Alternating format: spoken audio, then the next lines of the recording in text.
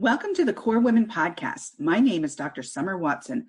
I'm a doctor of psychology, podcaster, published author, coach, producer of documentary empowerment films, and empowerment seminars.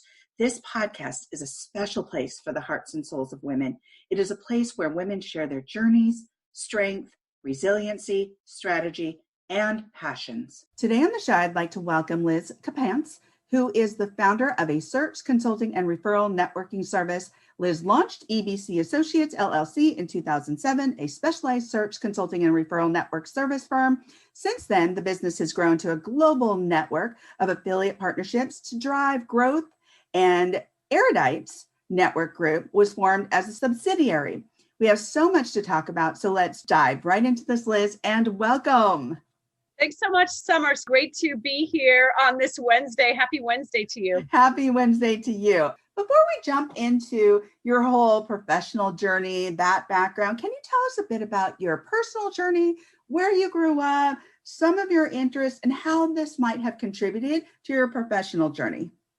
Sure. So I grew up between the US and London and the UK. So I had a very transatlantic upbringing, which as a child is not always easy when you have to uproot and leave friends and move on. However, those experiences and having an opportunity to travel more have really served me well in my business and dealing with global companies overseas and really understanding culturally different people and where they're from. So it's, as an adult, I look back and I see a lot of the positives that, as a child, I didn't always appreciate or want to move or leave, your circle of friends.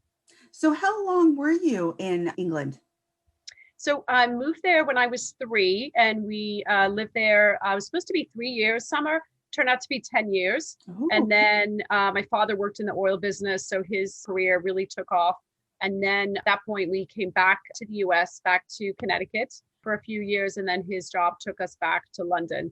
And back in the day, as you know, in your job and your career, you basically went wherever, the company told you to go. It was promotions. And so very good, of course, for my father. And so we followed the company, and wherever the assignment is where we went. And then he ended up, after London, going to Houston, which is where his company was based in the oil business, and retired there for many years. Gotcha. Now, when you were in England, did you move from place to place, or did you stay in one place and go to the same schools? Yeah, great question. So a couple of different schools, 2 different schools, started in London, and then to a suburb, Summer, which is in Surrey, Wimbledon, where the tennis, everybody knows Wimbledon with the tennis, and then a town called Weybridge, which is not far from Wimbledon. So how was that being an American in England and going through that transition as a kid, as a preteen? Yes. So when we first went to London, because I was so young, the first time I was 3, in essence, and I've lost my English accent, Summer, sadly. But it does come back when I speak to English people, and I kind of revert back to Kant and Bath and, right. Feel very English. So when I was first there, when I was younger, I grew up, with English people. So I sort of felt that, even though I was an American, I felt that I was English because I was actually at that point in an English school. And then the second time when we came back to the US to Connecticut and then went back to London, I was in the middle of high school. So I went to an American school because the English curriculum, it was too hard for me to kind of jump into that. They study A levels and O levels. Right. And there's a lot of prep for that. So I ended up going to an American US school the second time. Oh, so gotcha. Yeah. Okay. Gotcha. Yeah. Gotcha. Interesting. Yeah. I know a lot of people who are attached to like embassies tend to send their kids to American schools or government type of schools. So when they're out of country. So yeah.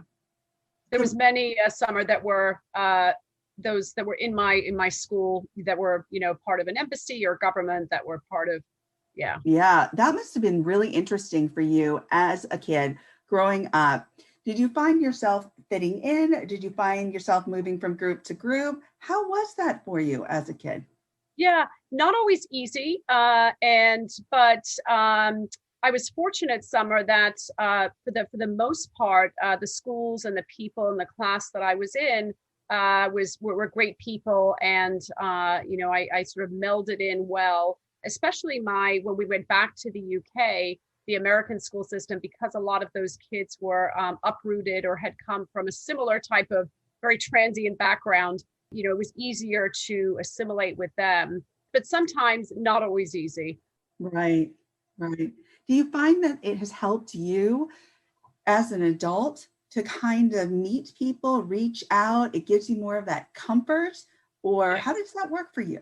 Yes, totally, Summer. And I credit my mother for that, because every time, we would move or relocate, my mother would always instill in me to go back and reach out to, friends that we had left and stay in touch. And back then, writing letters, of course, we didn't have cell phones or anything. So she always would say, oh, reach out to so-and-so. They'd love to hear from you. And of course, I was very shy. So I was like, oh, they don't really want to hear from me. But then she really sort of pushed it. She said, no, do it. So when I did it, I found the person was so happy to reconnect and hear from me. And I think that basics in follow up and kind of staying in touch, because it was really drilled into me, as a child, and because we moved around, is part of, my business now, following up, staying in touch, some of those basic principles. Yeah, absolutely. And because you moved back to the States and then back to London and then back to the States, do you still feel a connection with England today? Oh, totally, Summer. Mhm. Usually try to go every year, every 2 years. And as soon as we get back to Heathrow Airport, it feels like home. The Cadbury's chocolate that is so good Oh, and yeah. tastes so different. So we have all these sort of, traditions that it very much feels like home. So, Oh, that is fantastic. yeah. That is interesting. I just love your story. Oh. So, how did some of those principles, skills kind of meld into what you do today? Yeah. So I think, again, some of the basics with the follow up in my business, headhunting, search, finding people is what I do, as well as networking and connecting. I think as a child moving around, I had to be very adaptable and just be able to make introductions and find new friends and go for it, as my mother would always instill. And so that, I think, combined with the following up and staying in contact, and then realizing, oh, people do love it when you remember them and you say, hey, let's get together. I'm back here in the UK. I'm back here in London. Some of my oldest and best friends, are still in London. So, Yeah. yeah. Oh, that's fantastic. So, why don't you talk about EBC Associates, how that developed, and then how Erudites developed from that? Sure. So I had learned the foundation and training of recruiting. It was one of those careers, Summer, that I jumped into and never looked back. I just very passionate about what I do. Naturally like to connect with people, hear their story, hear their journey. Oftentimes somebody's career is not what they always set out to do, but launched the practice essentially just before the downturn of 2008, not the best time to Mhm. launch a business, but nonetheless stuck with it. Today, we are boutique white glove service. We do work globally. And then the Erudites Networking Group really just grew very organically as I was networking and connecting with people anyway. I found that oftentimes executives, as they were making a transition, didn't always have a network to leverage to help them find a job. And I would make introductions for them and facilitate those connections for them. And then essentially fast forward to where we are today. The group is global. It's for business owners that are looking to build a business, connect, as well as executives in transition, or it might be managers in transition. And then we also have a social impact and give back with the group, where we support a number of nonprofits. We're fingers crossed, Summer, planning an event, first event back this July, corporate sponsored event to support a charter school based in Newark. And so, having that give back to community is part of your business and how you grow. And again, whether you're job searching or a business owner. So Yeah, I love that. that being a part of your business is to give back to nonprofits or different entities that are supporting community as you are. So can you give us like the gist of what it is that you do as a search consulting and referral network service? Can you just give us more of a definition of what it is that you do and some of the principles that guide your business? So we have, there's a couple of different business units within what we do. So one essentially is the search, where companies come to us and say, we need to hire a VP of sales, a VP of marketing, and then we will consult with them and help define that role to make sure that it's an assignment that we want to undertake. First, there might be somebody internal that they might want to promote into that position before they look external. So we go through what we call a discovery call and understand about the business, how the role fits into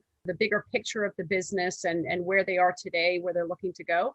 Then the referral networking piece is really for those executives that we may not have a match for today. But there's so many pieces that go into a job search. There's no sort of one way to get a job, right? There's no uniformity in the process. And so by putting this career advisory and referral networking, again, it's helping candidates. It might be basic fundamentals of the resume. It might be, we do mock interview prep. We have weekly calls, different discussion topics, and then we will put together and help facilitate introductions through our network where companies may not have a published job, but they're thinking of hiring someone with that skill set and making that connection there. That's really where the jobs are found, the hidden job market, I call it. Yeah. Now tell me how your company might be different than maybe like just the typical head hunting company, because I know that when somebody goes to look for a job and they're looking for an organization like you, they want to feel special, right? So they don't want to be like just put into like the circle that fits or the square, they want a good match. Right. So I asked about principles earlier. So how do your principles align with how you work with people? Yep.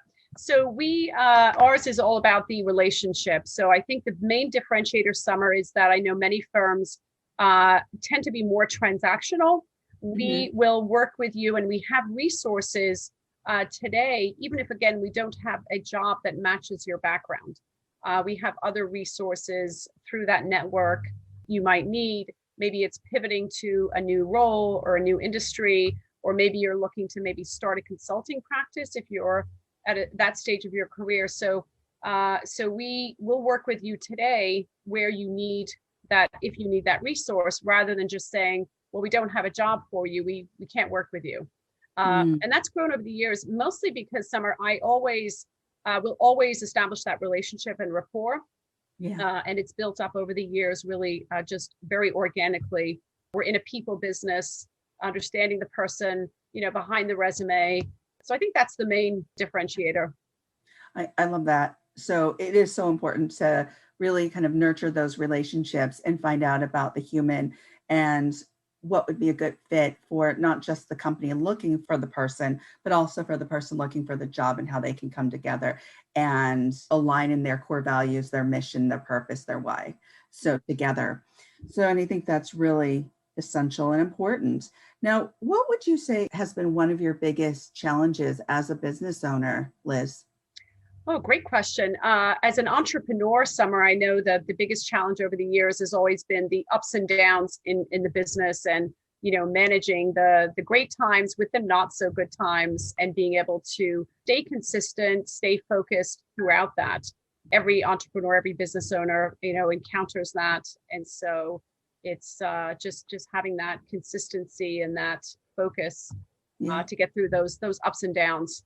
So yeah, and that is a strategy, and we each have our own process as to how we do that. Yeah. So it's great to hear that you figured out what your process is to get through those difficult times. Like you said, even establishing a business in 2007, which probably wasn't the best time because of the downturn in the economy, you stuck with it. Yes. And here you are today thriving, and even have a subsidiary company, so which is fantastic. My next to the last question is, what would you consider one of your biggest successes? Amazing question. I would say just sustaining the business and getting to where I am today. And I look back and really look at my foundation again of my parents and some of the basics in life, discipline, hard work, confidence, as a woman business owner, as you and I know, many challenges along the way, but being confident, speaking up, that, I was fortunate to have that foundation. Right. Otherwise, I probably couldn't sustain where I am today, but I'm very proud of the fact that I've, been here as long as I have and have a lot of great plans for growth. And so that really has served me well. Oh, and that's terrific. And what I hear too is that history coming forward with you, being able to adapt, change, align, follow your principles, your core principles, and really apply those in the company that you've built today. And that history of moving, being around a diverse population, which allows you today to also embrace that and work with a diverse population. Would you say that's true? Yes, you summed it up very accurately, Summer. I'm fortunate that I had the moves that I did because again, as an adult, a business owner, it's really served me well because I, had no choice but to go and adapt and to follow up, stay in touch with people, stay in touch with friends along the way. And some of those basics really foundation can, staying in touch with people can have such an impact on someone that you sometimes don't realize it. They're like so happy. Oh, you remembered me, and just building that rapport. So yeah, bravo to your mom for really pushing that connection, because being able to reach out to somebody that you don't know or somebody that you just met, it takes confidence, it yes, takes courage, it takes initiative. And I think building that skill set over the years really helps, especially I would imagine in your job. yes. Well, thank you, Summer. And I am so thankful. My mother and my father's sort of guiding principles still ring in my head. And it might be as simple as the thank you note or the thank you email that you'd be surprised. Some people don't always do, but when you do that, it goes so far. And I feel very fortunate. And I also, at this juncture, one of my goals going forward and always has been to, inspire and instill other women that are starting out or thinking of starting their business and really working and encouraging them to go forward and have the confidence to do what they want to do. It's very doable. You just have to have the motivation and the confidence and put the time in, the hard work, and anything is possible, really. I think that mentorship is so critical, especially today. And as women in the business industry, as entrepreneurs, we have this special gift of sorts to be able to offer to others, to be able to mentor and to have mentees. And that is so important and so valuable and offers so much in community. So I'm glad to hear that that is one of your goals. Bravo to you. Now, my last question is, as we come to the close of the interview, if you were to leave the listeners with some words of wisdom, what would they be, Liz? I would say in this whole journey of life that we're all in together in career is find your passion and what you want to do and go for it and take action to do it. I know so many times people might get stuck if they're in a job they really don't like or they don't want to do. There's many resources. Take action, find your passion. And when you do, it's such a game changer. We were speaking earlier before Summer. For me, I love what I do that it's sometimes hard to take a break from my work. Right. But when in life and your career, when you find that, it's the best feeling in the world. So yeah, absolutely. Well, thank you, Liz, for joining me on the Core Women podcast today. Oh, thanks for having me, Summer. This is great. Thank you. Absolutely. If you would like to connect with Liz Capants, you can find her at www.ebcassociates.net or www.airditesgroup.com or on LinkedIn. If you need a strategic empowerment coach, contact me. If you want to tell your story of empowerment or how you have reconstructed your life to drive change, send me a video or an email of your story, providing permission to use it on my social media platforms. If you want to be featured on my podcast, reach out to me at info@corewomen.com. I want to hear from you and to get to know you. You are now part of the Core Women home. Let's get to know each other. Let's learn from one another. Please follow Core Women on Facebook, Instagram, and Twitter. Please let your women friends know about this podcast. If you write about core women in your social media posts, please hashtag core women. This is all about women. Thank you for taking the time to learn more about core women, and please stay tuned for continued growth of the core women movement. Let's grow and drive change together.